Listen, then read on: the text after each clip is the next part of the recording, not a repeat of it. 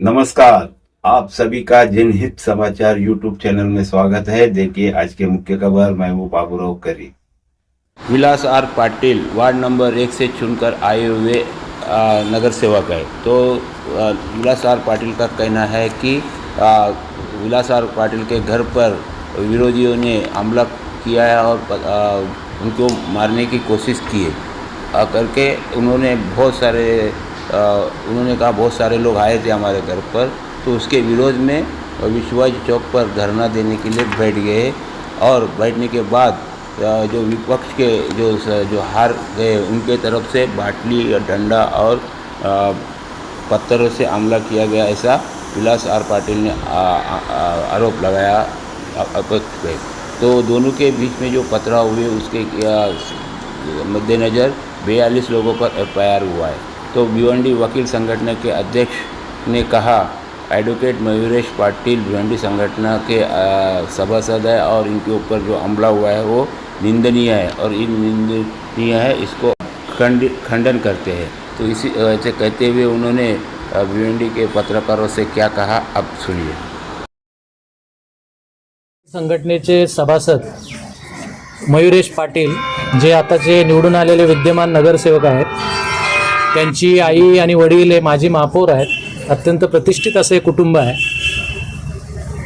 आपण या महानगरपालिकेच्या निवडणुकांच्या मध्ये जो संपूर्ण काही एपिसोड बघितला, या सर्व एपिसोडमध्ये आम्ही बघत आलेलो आहोत की मयूरेश पाटलांची ॲडव्होकेट मयूरेश पाटलांची आई असेल, त्यांचे वडील असतील, त्यांचे कुटुंबी असतील, यांना प्रतिस्पर्धी राजकारण्यांकडून ज्या पद्धतीची अत्यंत गलिच्छ भाषेतून शिवीगाळ झाली, जे सोशल मीडियावर व्हायरल झालेलं आहे, त्यांना ज्या पद्धतीनं वेगवेगळ्या खोट्या केसेसमध्ये अडकवण्यात आलं, हे देखील आमच्या सर्व वकील मंडळीने बघितलेलं आहे। आणि काल मला वाटते भिवंडी शहरातील आणि विशेष करून जे डगले PI आहेत निजामपुरा पोलीस स्टेशनचे, हे अत्यंत निष्क्रिय PI आहेत, हे त्यांनी पुन्हा एकदा सिद्ध केलेलं आहे।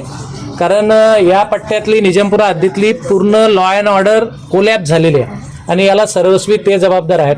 आम्ही ज्या काही सोशल मीडियावर व्हिडिओज बघितल्या त्यामध्ये क्लिअर कट दिसतंय की मयूरेश पाटील यांच्या घरावर एका मॉबने हल्ला केला, ज्या मॉबमध्ये सगळे तरुण दिसत आहेत। एक प्रकारे या कुटुंबाला मारण्यासाठीच, जीवेठार मारण्यासाठीच ते आले होते।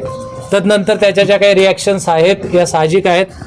त्यांच्या आईचं डोकं फुटलेलं आहे आणि आता आम्ही बघतोय की राजकीय दबाव टाकून या परिवाराला उद्ध्वस्त करण्यासाठी त्यांच्या आईवर, त्याच्या वडिलांवर, त्याच्या स्वतःवर, त्यांच्या बायकांवर आणि त्यांच्या समर्थकांवर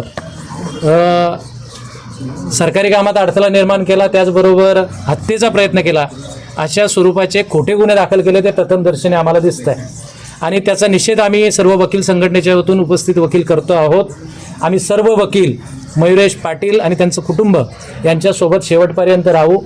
पोलिसांनी ज्या पद्धतीनं FIR नोंदवायला पाहिजेत, मला जी काही माहिती मिळाली त्यांच्या घरातून, त्या माहितीवरून असं दिसतंय की त्यांच्याही 2 समर्थकांना छातीत चाकूने वार झालेले आहेत। त्यामुळं समोरच्या आरोपींवर देखील 307 प्रमाणे गुन्हे दाखल व्हायला पाहिजेत, परंतु आतापर्यंतच्या मिळालेल्या माहितीनुसार त्यांच्यावर फक्त 324 प्रमाणे गुन्हे दाखल झालेले आहेत। आता त्यांना हजर करण्यात आलेलं आहे। म्हणजे वकील जे दुसऱ्यांना न्याय मिळवून देतात त्यांच्यावरच अशा पद्धतीनं अन्याय सुरू आहे आणि केवळ राजकारणाचा इन्फ्लुअन्स वाढण्यामुळे सगळं घडलेलं आहे। तर त्याचा आम्ही जाहीर निषेध करतो। आम्ही पोलीस स्टेशनचे जे PI डगले आहेत यांना तत्काळ निलंबित केलं पाहिजे, त्यांची चौकशी केली पाहिजे। त्यांच्याबाबतच्या आमच्याकडे माहिती आलेल्या आहेत की या परिसरामध्ये जो काही गुटखा विकला जातो, जो काही मटक्याचे धंदे चालतात, याचे सर्व हप्ते, ड्रग्स विकले जातात, याचे सर्व हप्ते डगले घेतात। डगलेंना जो फ्लॅट देण्यात आलेला आहे त्या फ्लॅटची चौकशी झाली पाहिजे, तो कोणी दिला हे उघड होईल। त्यामुळे या सगळ्या रॅकेटमध्ये पोलीस स्वतः अडकलेले आहेत आणि कुणाच्या तरी सांगण्यावरून एका अत्यंत प्रतिष्ठित अशा कुटुंबाला, जे महापौर राहिलेले आहेत, जे वकील राहिलेले आहेत, ज्यांची कारकीर्द अत्यंत सामाजिक आहे, परंतु त्यांना हेतुपूर्वक षडयंत्र करून राजकारणाचे बळी म्हणून पूर्ण कुटुंबाला उद्ध्वस्त करण्याचे जे षडयंत्र आखलं जात आहे आणि भिवंडीमध्ये लॉ अँड ऑर्डरचा जो काही प्रश्न क्रिएट केला जात आहे त्या बाबतीत संबंधित पोलीस अधिकारी याला कारणीभूत आहेत। त्यांच्यावर तत्काळ निलंबनाची आणि बदलीची कारवाई झाली पाहिजे, ही देखील आमच्या वकिलांची मागणी आहे। आणि ज्यांनी हल्ले केलेत वकिलांच्या घरावर मयुरेश पाटलाच्या, त्यांच्यावरही 307 प्रमाणे गुन्हे दाखल झाले पाहिजेत, कारण त्यांना मारण्याचाच कट होता आणि जे कटामध्ये सामील असतील राजकीय पुढारी त्यांना देखील आरोपी केलं पाहिजे. ही अशी मागणी आज आम्ही आजच्या दिवशी करतो. त्यांच्या कुटुंबाला कुठल्याही पद्धतीचा त्रास होता कामा नये, नाहीतर आम्ही सर्वजण भिवंडीतल्या जनतेला घेऊन रस्त्यावर उतरल्याशिवाय राहणार नाही, हे सांगण्यासाठी आज आम्ही या ठिकाणी आलेलो आहोत. आम्ही पोलिसांना पुन्हा एकदा सांगतोय की तुम्ही इथं मला काही कळत नाही, तुम्ही त्यांच्या बंदोबस्तासाठी आलात की त्यांना कैदेत ठेवण्यासाठी आलात, अशा पद्धतीचं सगळं इथं वातावरण आहे. वकील हा अन्याय सहन करणार नाहीत.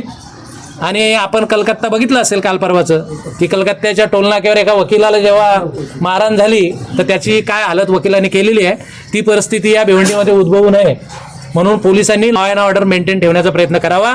न्याय बुद्धीनं वागावं. कोणाच्या तरी सुपाऱ्या घेऊन कुठल्या जर वकील कुटुंबाला उद्ध्वस्त करण्याचं काम कराल तर आम्ही गप्प बसणार नाही, हे सांगण्यासाठी आज आम्ही या ठिकाणी आलेलो आहोत.